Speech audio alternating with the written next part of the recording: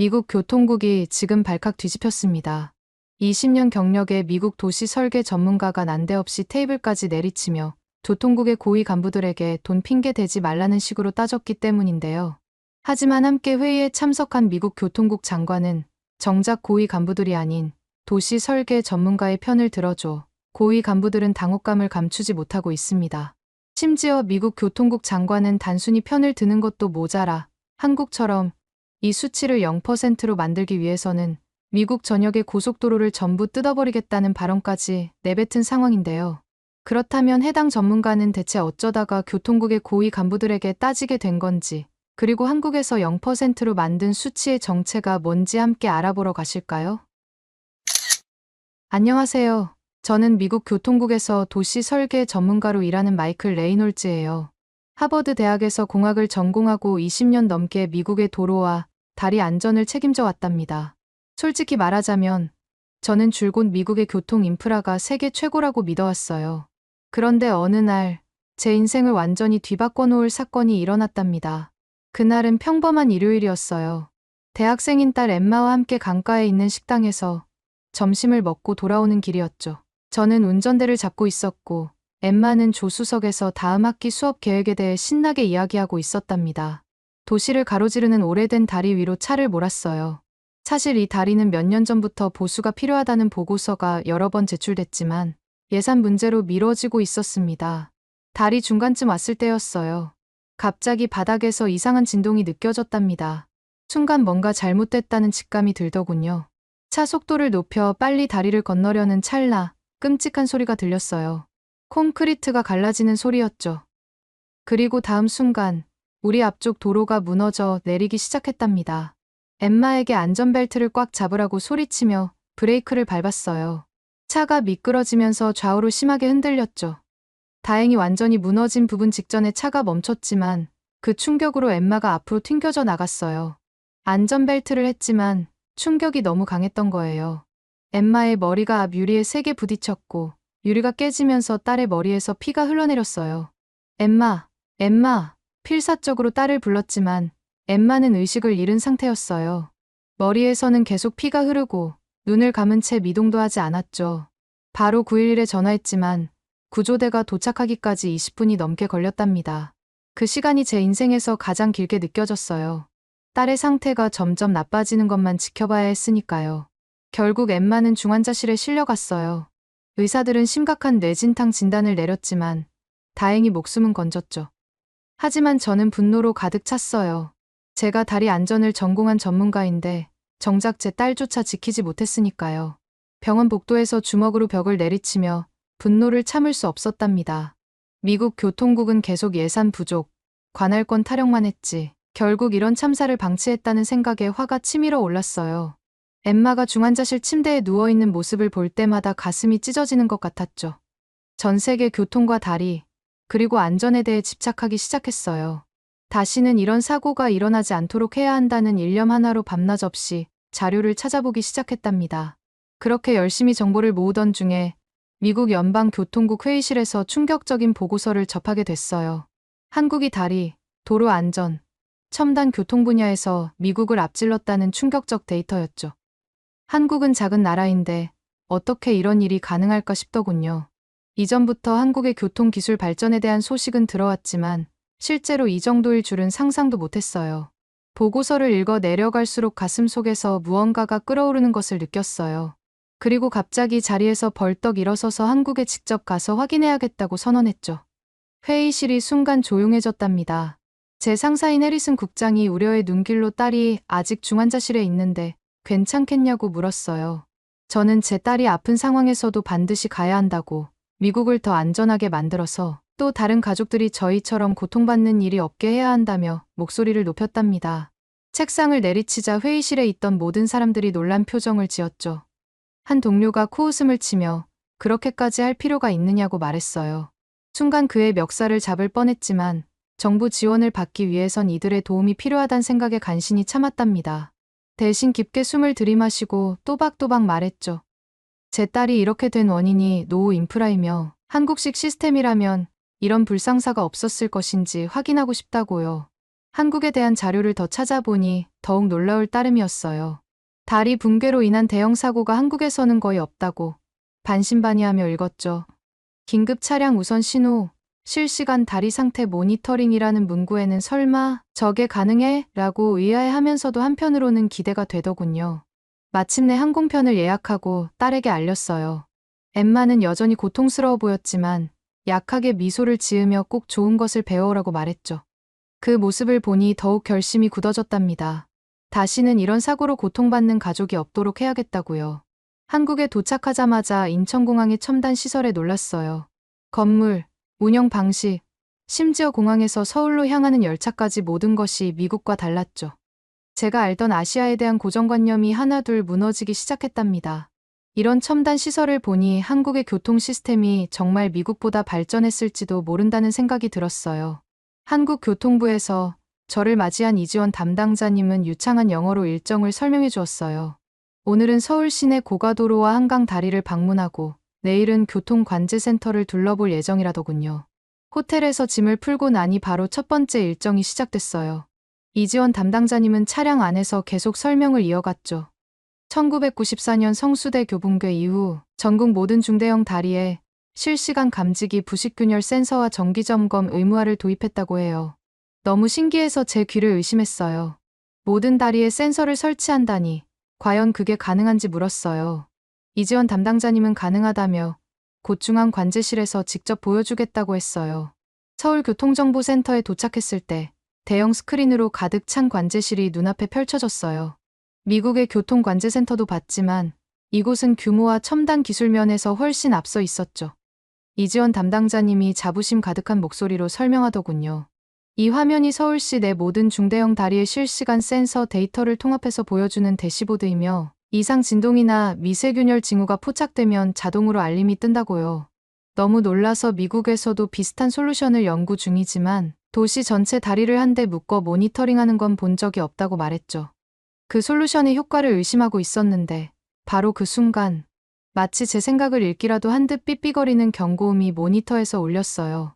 빨간 박스가 번쩍이면서 다리 아이디의 센서 이상 주의 단계라는 문구가 뜨더군요. 내부 기록상 진동 주파수 편차가 평소보다 3배가량 높아졌음을 포착한 거였어요. 이지원 담당자님이 빠르게 반응했죠. 방금 관제실로 알람이 들어왔으며 이 정도 진동 편차면 현장 점검이 필요한 상황이라 바로 대처에 들어가겠다고 했어요. 순간 가슴이 철렁 내려앉았죠. 이렇게 바로 알람이 울린다는 게 믿기지 않았거든요. 미국이었다면 이런 알람 시스템이 제대로 갖춰지지도 않았을 테고 제 딸이 다쳤던 때에도 아마 이런 시스템이 있었다면 사고를 막을 수 있었을 거라는 생각이 스쳐 지나갔어요. 이지원 담당자님은 차분하게 말했어요. 아직은 주의 단계라 단정 지을 순 없지만 안전이 최우선이니 센서 값이 기준 이상이면 일단 현장팀 파견은 필수라고요. 담당자님은 즉시 관제 요원에게 SCB 다리 현장팀 즉시 출동 지시를 내렸고 동시에 전광판 내비게이션 시스템에 해당 다리 접근 차량을 우회 안내하도록 했죠. 대형 스크린 지도 위에 교통 흐름이 실시간 표시되면서 SCB 다리 구간이 노란색에서 빨간색으로 바뀌며 접근이 제한되는 모습이 눈앞에서 펼쳐지더군요. 주먹을 불끈 쥐며 방금 우회 경고 메시지가 전국 도로 전광판에 떴는지 물었어요. 이렇게 신속한 대응은 미국에서는 상상도 할 수 없는 일이라 너무 놀라웠죠. 지금 당장 미국도 이런 시스템이 필요하다는 생각이 들었어요. 이지원 담당자님이 자연스럽게 대답하더군요. 다리 상태 점검될 때까지 교통을 일시 차단시키면 혹시 있을지 모를 사고에 대비할 수 있으며 불편을 감수하더라도 사람 목숨이 우선이라고요. 그 말을 들으니 미국에서는 불편함을 이유로 안전을 소홀히 하는 경우가 많았다는 생각이 들면서 마음이 무거워졌어요. 저는 즉시 현장에도 같이 가보고 싶다고 요청했고 이지원 담당자님이 흔쾌히 동의하여 긴급 차량에 동승했죠. 이동 중에 놀라운 광경을 목격했어요. 저희 차 앞에 있던 신호등이 갑자기 녹색으로 바뀌더니 그 다음 교차로도 계속해서 녹색불이 켜지는 거예요. 호기심에 이지원 담당자님에게 물었더니 이것이 긴급 차량 우선 신호 시스템이라고 설명해 주었어요. 차량 대시보드 위에 설치된 작은 장치가 주변 신호등과 통신하면서 저희 차량이 접근할 때마다 자동으로 신호를 녹색으로 바꿔준다는 거였죠. 실제로 교차로마다 정차 없이 달리니 현장까지 굉장히 빠르게 도착할 수 있었어요. 만약 제 딸 사고 당시 이런 시스템이 있었다면 구조대가 20분이 아니라 5분 만에 도착했을 테고 딸의 상태도 훨씬 덜 심각했을 거라는 생각에 가슴이 아팠죠. 한국의 이런 시스템을 보며 미국의 응급 시스템이 얼마나 뒤처져 있는지 실감했어요. SCB 다리 하부에 도착했을 때 이미 점검팀인 드론 운용 전문가, 엔지니어, 안전요원이 도착해 있더군요.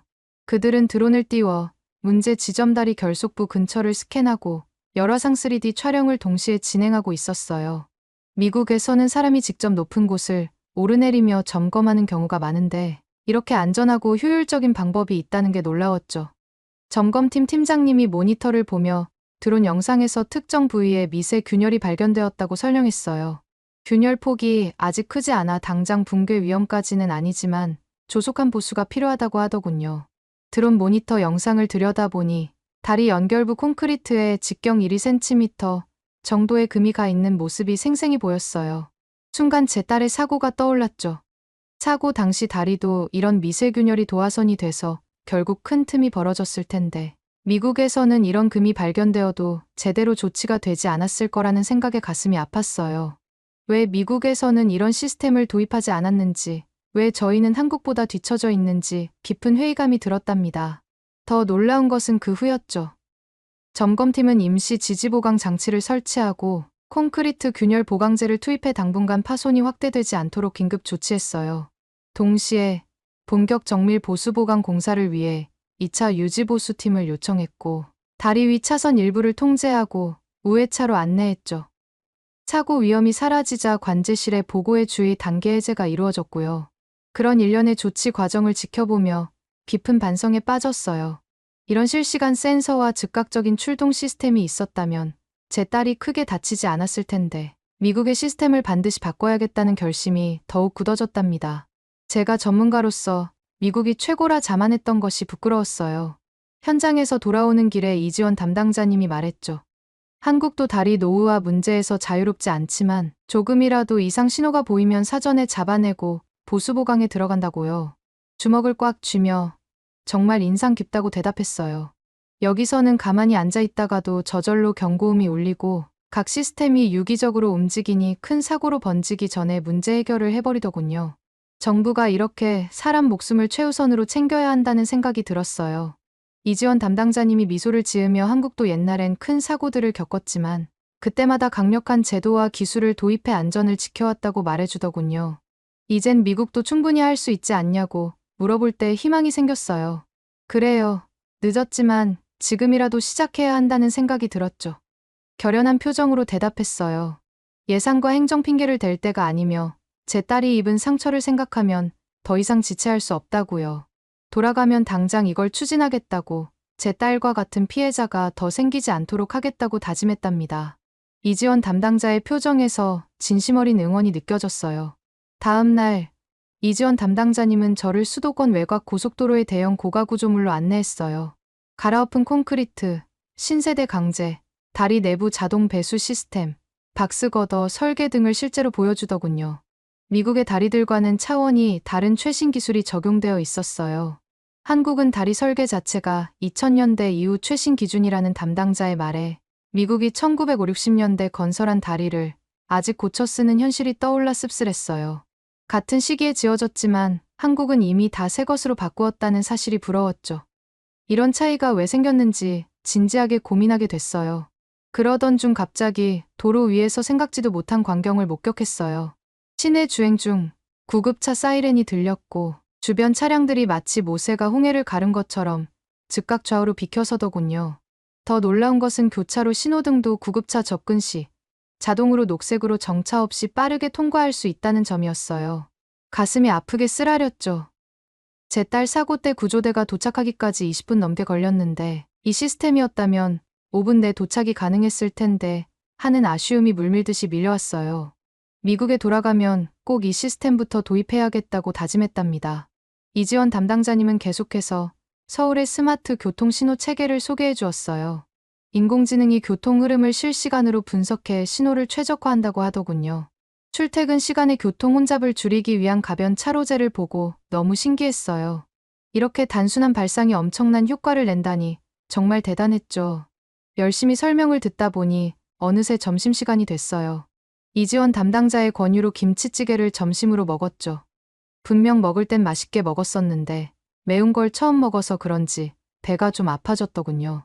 주변에 화장실이 있는지 물어보자 담당자님은 가까운 곳에 휴게소가 있다며 안내해 주었어요. 솔직히 말하면 휴게소가 이렇게 근처에 있는 게 놀랍더군요. 미국 같은 경우는 100km마다 있거나 심하면 500km마다 있는 경우도 있거든요. 휴게소에 도착하자 깨끗하게 관리된 화장실을 보고 또 한 번 깜짝 놀랐죠. 어떻게 공공 화장실이 이렇게까지 깨끗할 수 있는지 새삼 신기했어요. 미국의 고속도로 휴게소 화장실은 비교할 수 없을 정도로 지저분한 경우가 많거든요. 화장실 입구에 설치된 전광판이 어떤 칸이 사용 중이고 어떤 칸이 비어 있는지 보여주는 것을 보고 또 한 번 감탄했어요. 정말 혁신적이라는 생각밖에 들지 않았죠. 화장실을 나오자 이지원 담당자님이 커피 한잔 하자고 제안했어요. 로봇 바리스타가 커피를 만들어주는 카페에 가서 자동화된 과정을 지켜봤는데 첫 모금을 마시고 감탄을 금치 못했어요. 미국의 유명 카페 커피와 별 다를 바 없고 로봇이 만들었다고 해도 믿기지 않을 정도로 맛있더군요. 방문 마지막 날 밤, 호텔에서 딸 엠마와 영상통화를 했어요. 여전히 깁스와 목 보호대를 하고 재활 중인 딸의 모습이 가슴 아팠죠. 여기 시스템을 딱 엠마가 봤으면 좋았을 텐데. 엠마를 다치게 한 그 낡은 다리 생각하면 마음이 아프다고 말했어요. 통화를 끝내고 한참을 생각에 잠겼답니다. 미국이 세계 최고라 믿었던 제 자만심이 딸을 이렇게 만들었다는 생각에 깊은 후회가 밀려왔어요. 그동안 전문가로서 안일하게 생각했던 자신을 돌아보는 시간이었죠. 다음 날 아침, 이지원 담당자님은 마지막으로 보여주고 싶은 곳이 있다며 저를 서울역으로 안내했어요. 서울역에 도착하자 궁금해서 왜 여기에 왔는지 물었죠. 이지원 담당자님이 미소 지으며 이곳을 누가 만들었다고 생각하는지 물었어요. 당연히 전문가들이겠다고 대답했는데 담당자님은 고개를 저었죠. 이곳은 전문가뿐만 아니라 시민들이 직접 참여해서 만든 곳이라고 했어요. 서울로 7017이라는 프로젝트로 지역 주민, 인근 직장인, 전문가 그룹을 대상으로 설문조사를 실시해 요구사항을 파악하고 반영했다는 겁니다. 담당자님은 직접 그 정책에 참여했었다며 정말 많은 시민들이 서울역을 어떻게 바꿔야 하는지 개선점을 제안했고 생각보다 많은 부분이 반영되었다고 설명했어요. 어떤 의견들이 있었는지 궁금해하자 이지원 담당자님은 다양한 의견들이 있었다고 이야기해 주더군요.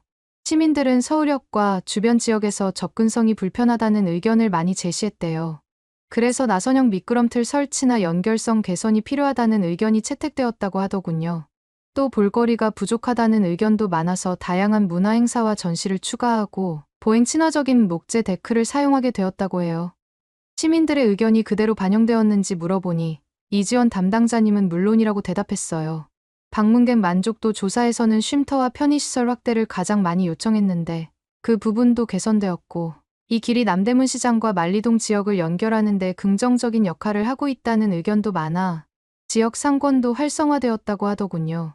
한국이 빠른 발전을 할 수 있었던 이유는 전문가들만 단순히 도시를 계획하는 게 아니라 함께 살아가는 시민들이 적극적으로 참여하기 때문이라는 이지원 담당자의 말에 큰 깨달음을 얻었어요. 그동안 자신이 전문가로서 혼자만 해결할 수 있다고 믿었던 집착에 부끄러움을 느꼈죠. 전문가와 시민이 함께 만들어가는 시스템이 더 효율적이라는 것을 이제야 알게 됐답니다. 이지원 담당자님께선 저를 숙소로 데려다 주신다고 하고 도로를 주행 중이었는데 문득 도로 표면에 색이 칠해진 것이 눈에 띄더군요. 호기심에 도대체 왜 도로에 색깔이 칠해져 있는 거냐고 무슨 의미인 거냐고 물었더니 색깔 유도선이라는 기술이라고 설명해 주더군요. 도로를 색으로 구분해 운전자의 인지성을 높이고 사고율을 줄이는 효과가 있으며 특히 이 구간은 색깔 유도선 도입 후 교통사고가 27% 감소했다고 했어요. 이 단순하면서도 효과적인 해결책에 또 한 번 감탄했답니다. 미국에서는 왜 이런 간단한 해결책을 시도하지 않았는지 의문이 들었죠. 간단한 아이디어가 이렇게 큰 효과를 낼 수 있다는 것에 새삼 놀랐어요. 이지원 담당자님은 도로가 색칠된 것 외에도 내부 기능이 많다고 설명해 주었어요. 이 도로는 겨울철 폭설이 내리면 도로에 내장된 열선이 자동으로 작동하고 결빙 위험이 있을 때는 자동으로 염화칼슘이 분사되는 시스템이 있다고 하더군요. 이 시스템은 도입 이후 겨울철 결빙으로 인한 사고율을 63% 감소시켰다고 했어요. 미국 도로의 겨울철 위험성을 떠올리며 이런 시스템이 얼마나 중요한지 새삼 실감했죠. 한국에 오기 전 두 나라의 교통안전 지표를 비교 연구했던 기억이 떠올랐어요. 한국은 2022년에 인구 10만 명당 교통사고 사망자 수가 5.3명으로 꾸준히 감소하는 추세인데, 미국은 2019년에 인구 10만 명당 11명으로 최근에도 사망자가 증가하고 있다는 사실을 언급했더니 이지원 담당자님도 놀라더군요. 그녀는 한국은 틈만 나면 갑자기 음주 단속을 하고 아이들이 어릴 때부터 안전벨트의 중요성을 교육받는다고 설명해 주었어요. 이런 습관 때문에 사고율도 줄이고 큰 사고를 예방할 수 있다고요. 또한 한국은 뻥 뚫린 도로에 단속 카메라를 굉장히 강화해 놔서 빠른 속도로 달릴 수 없게 제지한다고 했어요. 단속 카메라는 순간적인 속도를 측정하는 경우도 있지만 구간 단속이라고 어느 구간 동안 일정하게 속도를 유지해야 하는 경우도 있다고 설명했죠. 그때 마침 내비게이션이 빨간색으로 깜빡거리더군요. 왜 저렇게 표시되는지 물어봤더니 이지원 담당자님이 민망해하면서 웃으며 규정 속도보다 조금 올려서 깜빡거리는 거라며 속도를 줄여야겠다고 하더군요. 이런 세세한 부분까지 안전을 고려하는 시스템이 감탄스러웠어요. 마지막 날 이지원 담당자님에게 공손히 인사했어요. 정말 많은 것을 배웠다며 감사 인사를 전했죠.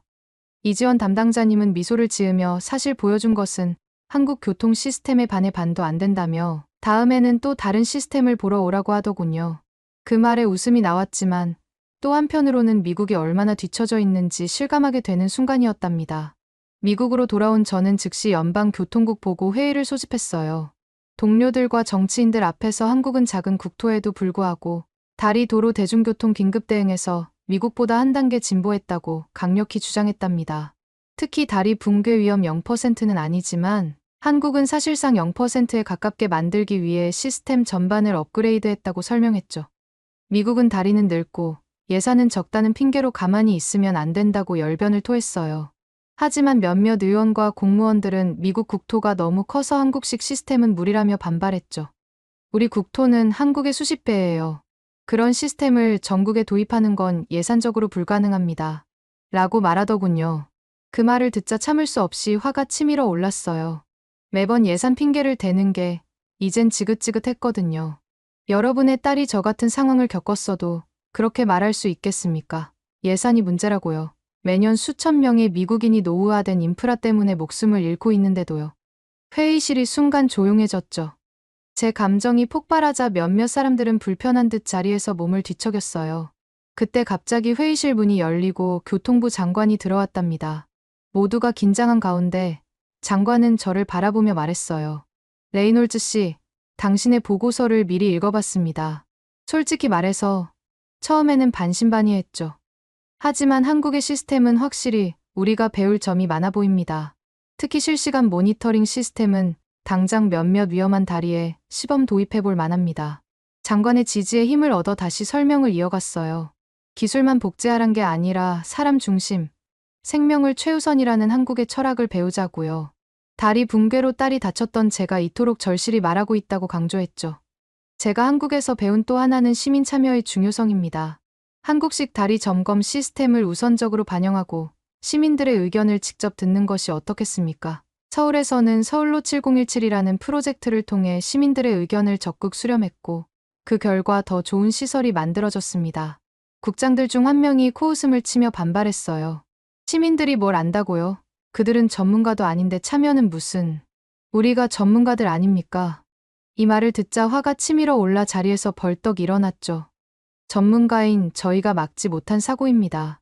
시민들은 자신들의 안전을 위해 무엇이 필요한지 누구보다 잘 알고 있습니다. 한국이 이렇게 빠르게 발전한 이유 중 하나는 바로 이런 시민 참여 시스템 때문입니다. 갑자기 장관이 손을 들어 분위기를 진정시켰어요. 레이놀즈 씨 말이 일리가 있습니다. 우리는 너무 오랫동안 전문가라는 이름으로 시민들의 목소리를 무시해왔을지도 모르죠. 한번 시도해볼 가치가 있습니다. 반대하던 국장들도 장관의 지지에 더 이상 반대하기 어려워 보였죠. 특히 장관은 고속도로를 뜯어 고쳐야 한다는 의견을 강하게 냈습니다. 그렇게 몇 시간의 치열한 토론 끝에 마침내 한국식 다리 점검 시스템, 긴급 차량 우선 제도, 하이패스 본격 도입을 프로젝트가 승인되었어요.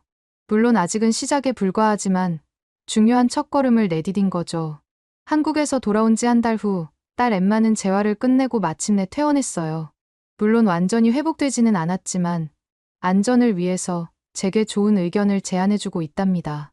여러분이 살고 계신 한국의 교통체계를 극히 일부밖에 보지 못했지만 감탄밖에 나오지 않았습니다. 제게 더 알려주실 한국의 교통체계의 자랑이 있으신가요? 무엇이든지 좋습니다. 알려주신다면 미국의 시민 안전을 위해 꼭 반영하도록 노력하겠습니다. 오늘의 사연은 어떠셨나요? 오늘의 사연이 마음에 드셨다면 좋아요만 한번 눌러주세요. 1초밖에 안 걸리지만 좋아요를 한번 눌러주시면 더 좋은 사연을 소개해드리는데 큰 힘이 된답니다. 긴 영상 시청해주셔서 감사합니다. 오늘도 행복한 하루 보내세요.